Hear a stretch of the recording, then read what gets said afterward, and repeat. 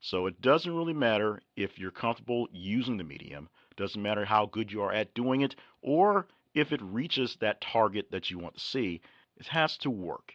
Once you get out there and use that pipeline, you'll see exactly whether it works or not for what the message is you're currently sending. Welcome to Mastering Your Message.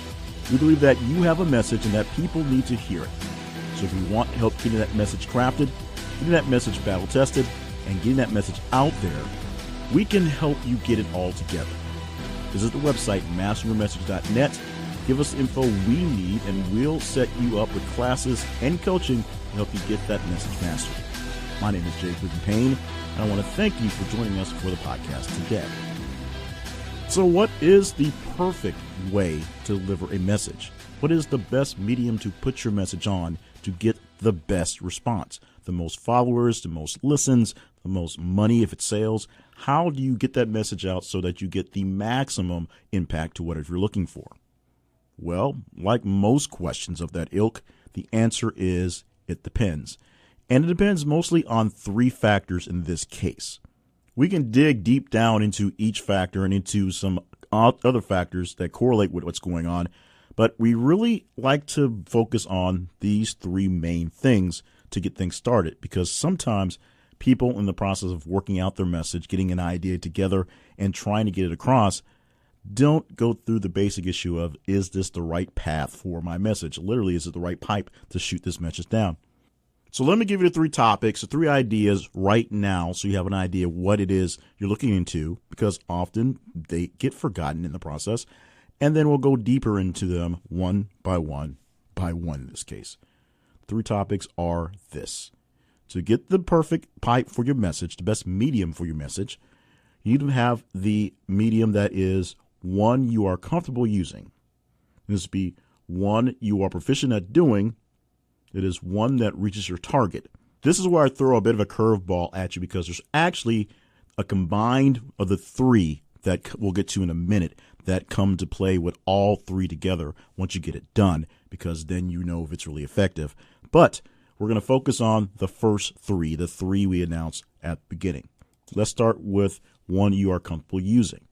Now, communication is a fickle thing at times. You must have a sender, you must have a receiver. The sender must properly send a message. The receiver must properly receive it, decode it, and be able to do something with it. Now, somewhere in that process, there can be all sorts of problems where things go wrong and the message gets garbled, and the action needed for the message either doesn't get done, doesn't get communicated, or gets done in the wrong way. That is a bad thing. So if you're trying to get a call to action, you want people to show up for a place or buy a thing or do a thing or just think about something at a certain time, you have to use a path that you are comfortable communicating in. If you are a little or a lot suspect of some particular skill, you'll probably want to avoid it. If you're not so great at speaking, going on live television is probably not the way you want to go. If you're a little worried about your grammar and spelling, you're probably not sending out quick text messages or instant messages on Facebook or Twitter or whatever social media form you'd like to, because you're going to be worried about people not receiving it and, of course, grammar Nazis that live on the internet. It is very important that you are comfortable in the skin you're in and, of course, in the form you're using your communication for. It's got to be something that you want to use on a normal basis, something you normally do that makes sense. If you are a social media creature, then you know how it works and you know what attracts you and attracts others like you, so you can use that effectively to your niche. You can also use that effectively for things like radio broadcasting or television broadcasting or just plain old print. Some people really do like to get a piece of paper and read things off the paper these days, as hard as it may seem. So it should be a medium that you are comfortable using and comfortable using for your voice for, if you will, comfortable putting things out onto. Now, the second one is something you are proficient at doing. This one gets a little catch to it because you don't necessarily have to be personally proficient at doing, but something that you or someone nearby you that you can convey that message to are proficient at doing. Let's say you are a older person and you want to get things out to some younger people and you think the social media is the way to go. However, you don't have the time, inclination, and you just don't want to be bothered by all the work it takes. Social media marketing is a lot of work, even though it is basically rehashing and rehashing and rehashing the same thing. If you're building something for one platform, it has to look slightly different for another, and slightly different for another, and slightly different for another. And so it can get a little hard. The same way, if you wanted to write for a big donation from a big time corporation, you would not write it in text message language and emojis. You'd use all the big puffed up words that you see in these requests, in these grants, because it is what you need to do to make the message heard.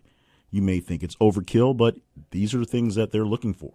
If you're not proficient in that area, you would not want to write that correspondence. You would not want to send that email. You not want to do that video plea. However, you can find people who are on your cause, who are curious about getting things going, who are on your side, if you will, and they will do the work for you, assuming you can convey to them the message that's supposed to be out. You being proficient is kind of a red herring. It's something that you or your group or someone nearby you are proficient at doing. So if you're a great writer, do some writing. If you're great at giving speeches, be prepared to do some speeches. If your thing is the social media marketing, which is a big thing now, make sure you get all your filters and all your graphics ready on all the platforms. The third is one that reaches your target. Make sure that the medium you're using can actually get to who you want to. Going back to the opening about the social media marketing, you are a person trying to target to younger people, and you want to get to where they are. You want to make sure they can see it. So that's why you pick something like social media, because all of the writings and all the research says they're all over it, and they're all over certain ones. So you make sure you target the ones they want. If you're trying to reach an older crowd, the newspaper is actually a very good place to reach people. You would be surprised how many people demographic-wise still like getting a paper every single day, and still like going through page by page, and even like going through things like the craziness in the personal ads. They may be the only people reading the personal ads these days, but there's a lot of information you can find for people just putting in classified ads every single day. That's a target that you may not think about, but if you wanted to reach that sort of target, that's where they are. Now, radio and podcasts and TV and vlogs and whatever, the different mediums are more or less the same. There's an audio medium and there's a video medium. There's an eyes and ears and an ears. And the difference in the actual pipe that you have, if you will, is how you have access to it. Regular broadcast stuff still means you turn on the TV, you turn on the radio, you flip a switch, and things come down essentially as they happen. So people have to be there to receive it. So if you're buying commercial ads someplace, you have to make sure you're buying ads on a station, on a platform that has a mass amount of different listeners or viewers, and can have them placed around where you'll hopefully get the maximum coverage of those responses, because everyone's not necessarily watching at the exact same time. Now, for the new media, things like vlogs or things like YouTube videos, things like podcasts, and even streaming on demand things coming out of your DVR. Those are a bit of a different animal, but they still come down to the same general idea. You can sponsor those, you can be a part of those, you can produce those, if you will, but you have to make sure they are where they can be found by who you want to find them. If you want to get ads into regular network television, but you know many people don't watch it on time, they time shift, you still have to make sure that you get everything paid in there and everything placed around.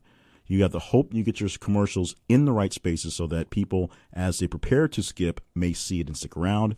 Or if there are people who listen on demand services where, unfortunately, you still can't skip commercials, that's how they get paid, they have the right amount of commercials for the right message, for the right audience in that show that's going to bring people into your business, your store, your organization, your cause.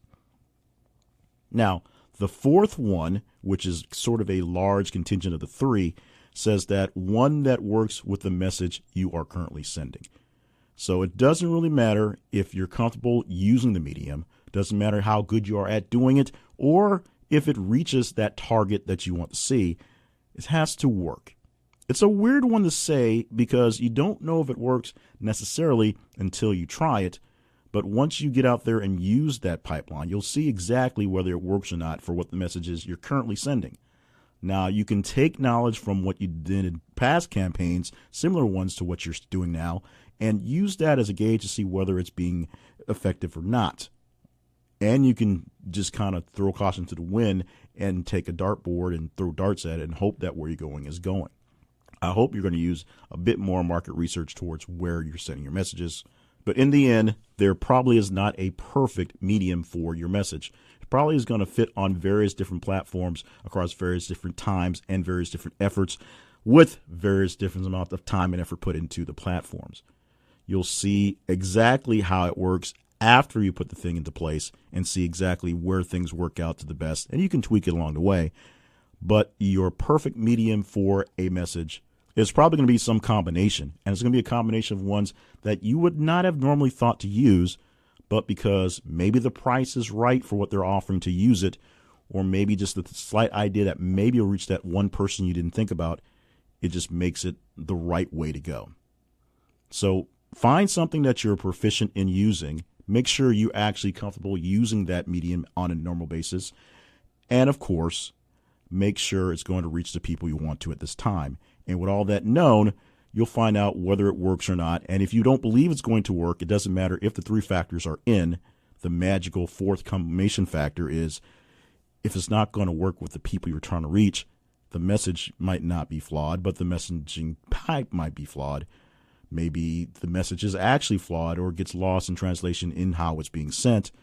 If it doesn't work, whatever medium you're going to use is useless. It can get out to as many people as you want to. If no one responds, it's not a good medium. Now, there's a certain magic to the master your message process, and it comes after the heavy lifting is done and more heavy lifting must begin, and that is in editing. There's so much magic in the process of editing a message because once you get it out there the first time or the fourth time or the 50th time, as you draft it over and over again, you'll find ways to make that message tighter, compact, and better to listen to and receive on both ends. So yeah, more work editing the message to make sure it works out to your best advantage. We'll talk about that in the next episode. In the meantime, thank you for being a part of this episode. Now that I have delivered my message today, check out the website masteryourmessage.net. We're going to help you create, craft, and of course, master your message. There are free materials as well as paid courses and personal coaching services to choose from, but we can't help you get started on your journey to message perfection until you visit us at masteryourmessage.net. Don't forget to subscribe to the podcast, leave a rating or review, and share it with some friends who are also looking to master their messages.